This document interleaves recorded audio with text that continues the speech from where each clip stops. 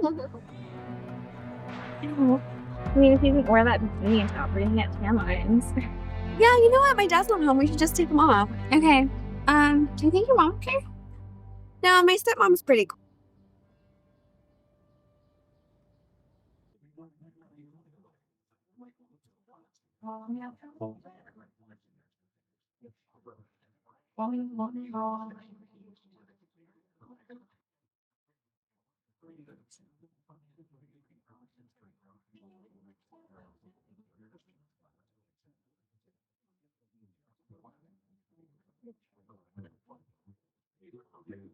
This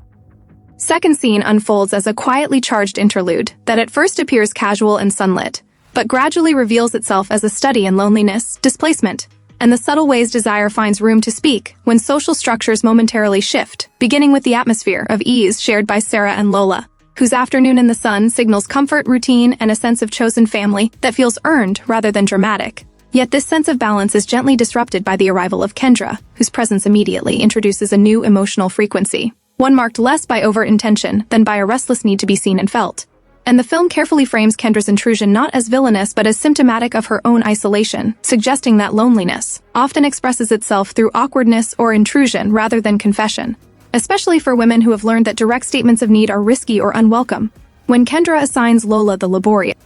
tasks of cleaning and tending to the space, the act is layered with meaning, functioning simultaneously as a practical diversion and as a symbolic removal of the person who stabilizes the scene, leaving Sara exposed to a different kind of attention. And the choice to frame this labor as exhausting and distracting underscores how women's work, particularly caretaking and maintenance, is often used to manage emotional dynamics indirectly, allowing some connections to deepen while others are deferred or displaced. Alone with Sara, Kendra's demeanor softens and intensifies, revealing a version of herself that is more emotionally open, more attentive, and more willing to risk vulnerability. And the film's focus here is not on the mechanics of attraction, but on the way Kendra's energy shifts when she is no longer performing for a group, but responding to a single presence, highlighting how intimacy often requires the removal of witnesses in a culture that polices women's closeness. Sara's tentative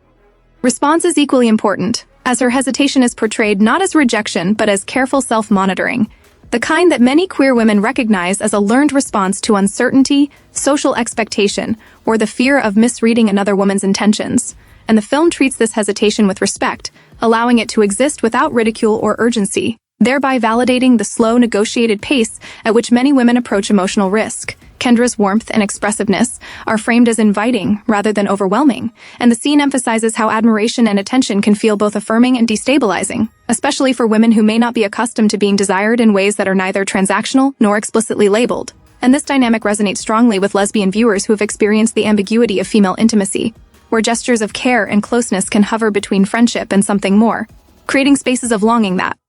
are both safe and fraught. The film's decision to avoid explicit depiction and instead linger on expressions, pauses, and shifts in posture reinforces its commitment to interiority, reminding the audience that the most consequential movements in this scene are emotional rather than physical, as Sara gradually allows herself to respond not because she is pressured, but because she feels recognized, and recognition, the film suggests, is one of the most powerful forces in women's relationships with each other. This moment of connection is further complicated by Lola's absence, which is not framed as betrayal but as an unintended consequence of social roles, illustrating how relationships between women are often shaped by invisible negotiations of responsibility, labor, and emotional availability, and how desire can surface in the gaps created by these negotiations rather than in opposition to them. From a queer perspective, the scene captures the delicate balance between longing and caution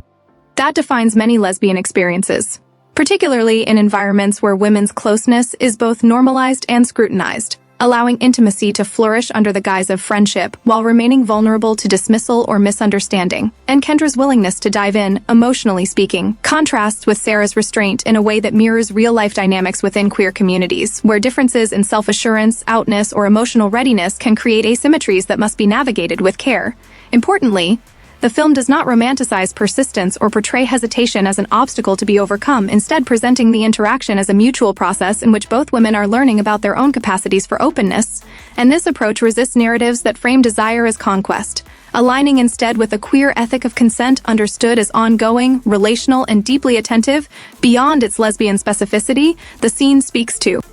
broader experiences of women who feel stretched thin by emotional labor, who may find themselves unexpectedly receptive to attention when they are momentarily freed from their usual roles, and who may recognize in Sara's response the relief of being allowed to receive rather than manage, a relief that can feel both nourishing and disorienting. The film subtly critiques the social expectation that women remain emotionally available yet non-demanding, suggesting that such expectations can lead to situations where genuine connection occurs only in fleeting or hidden moments. And by framing Kendra's overt warmth as both appealing and risky, it acknowledges the real consequences women face when they express desire too clearly in contexts that prefer ambiguity. The persistent cultural discomfort with women loving women is present here not through explicit opposition, but through the character's internal calculations, the careful reading of cues, and the reliance on circumstance rather than declaration.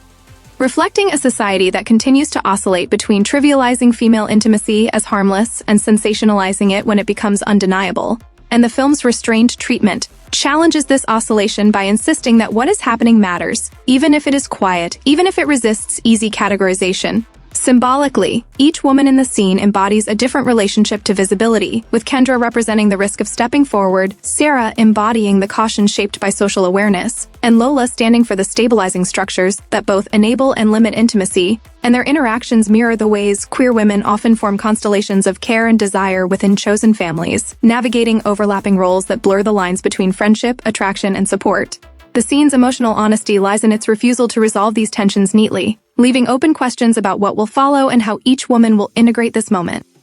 into her sense of self. And this openness reflects the reality that many queer connections exist as chapters rather than conclusions, meaningful regardless of their duration or outcome. By centering emotional negotiation rather than spectacle, the film offers viewers, particularly women and LGBTQ+ audiences, a space of recognition, affirming that longing does not need to be loud to be real, and that connection does not need to be declared to be transformative. And in doing so, it contributes to a larger cultural conversation about the legitimacy of women-centered relationships, asserting that they deserve patience, nuance, and respect. Ultimately, this scene reinforces the film's broader commitment to portraying lesbian intimacy as an exploration of truth rather than taboo, showing how women come to understand themselves through moments of unexpected closeness, and how those moments, however brief, can illuminate desires that have long been contained by caution or routine. And by treating this exchange as emotionally consequential rather than merely provocative, the film honors the quiet resilience of women who continue to seek connection in a world that often struggles to acknowledge it, reminding the audience that becoming visible to oneself is a gradual process shaped by tenderness, restraint, and the courage to remain present when something meaningful begins to emerge.